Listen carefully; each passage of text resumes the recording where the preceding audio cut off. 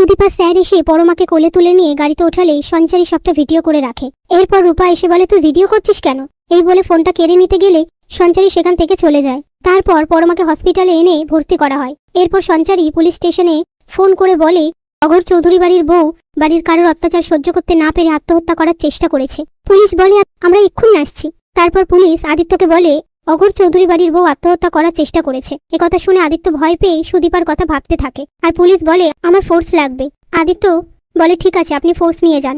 এরপর আদিত্য বাড়িতে এসে সুদীপার খোঁজ করলে সঞ্চারী বলে, সুদীপা একদম ঠিক আছে, পরমাকে হসপিটালে ভর্তি করা হয়েছে। পাশ থেকে রূপা বলে, আমার মাকে সুস্থ করে আনবে তো? আদিত্য বলে, আমি আপনাকে কথা দিচ্ছি, আপনার মায়ের কিচ্ছু হবে না।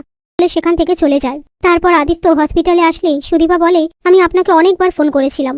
সেই মুহূর্তে ডক্টর সেখানে আসলে অভ্র বলে, পরমা কেমন আছে? ডক্টর বলে, 24 ঘন্টা না গেলে আমরা কিছুই বলতে পারবো না।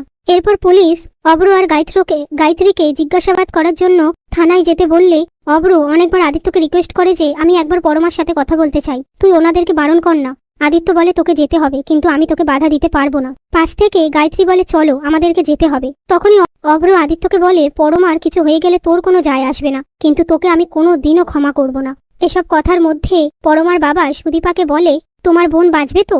সে তো তোমার বোনই হলো।